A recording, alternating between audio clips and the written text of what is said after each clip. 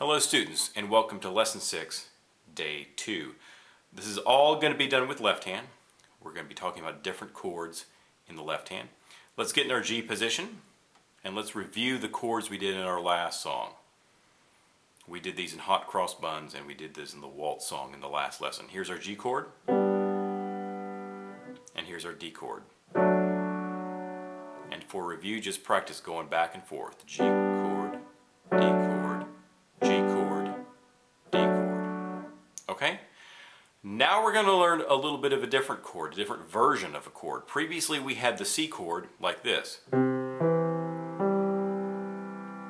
And that's one way to play C chord. You can play C on the bottom, E in the middle, G on top. But when we're in the G position, we want to play our C chord like this. G on the bottom, C in the middle, E on top. Now let's not forget why we do this.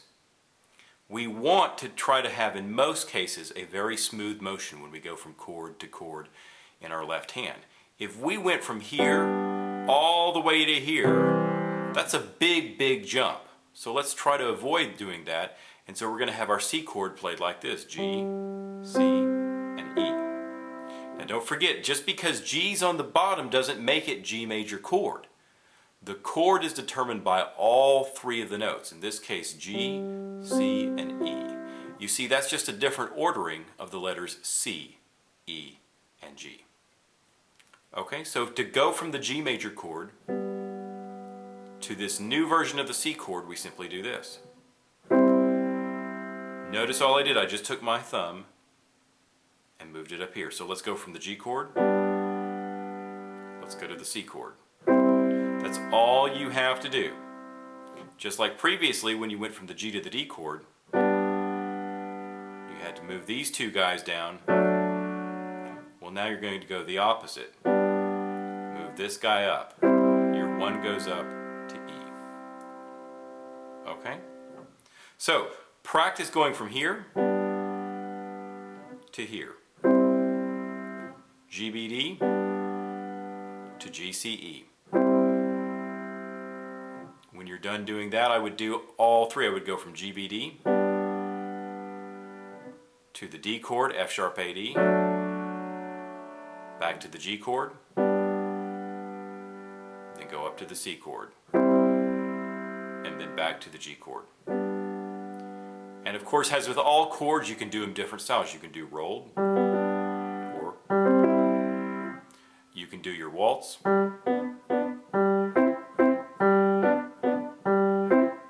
can do your march.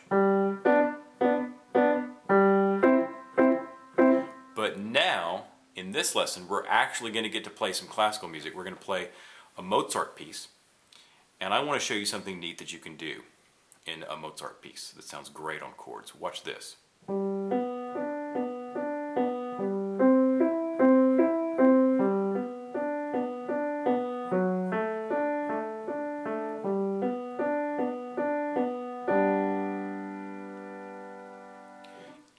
In music terminology, this is called the Alberti bass. You can call it that. I prefer to call it chords divided into single notes. Okay, notice what I'm doing. I'm taking my chord, and I'm doing this. Notice all I did was I went up, and then back and forth. Okay? I can do this with any chord. I can do it with this chord. Has that nice little classical feel. It's going to sound beautiful if you decide to do it in the Mozart piece. It's going to be on day 4. Okay? Now, how many times you do this back and forth stuff is determined by the time signature of the piece. So, for example, in 3/4, 1 and 2 and 3 and. Notice what I'm doing. I'm doing eighth notes.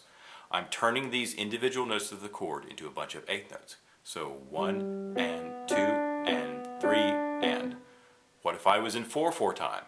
1 and 2 and 3 and 4 and 1 and 2 and 3 and 4 and so on and so on. And notice I can do this with other chords. 1 and 2 and 3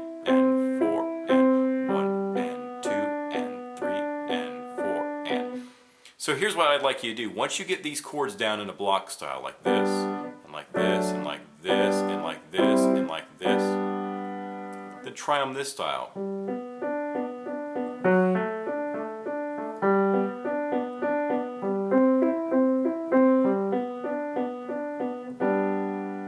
Okay? Go as fast as you want, go as slow as you want, I don't care.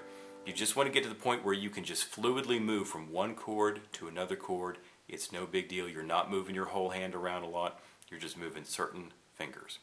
Okay? So get these chords down real well. Make sure you can go back and forth between your G, your D, back to your G, up to your C. Try it roll, try it with that Alberti bass, and I'll see you in the next lesson where we're going to learn Deck the Halls.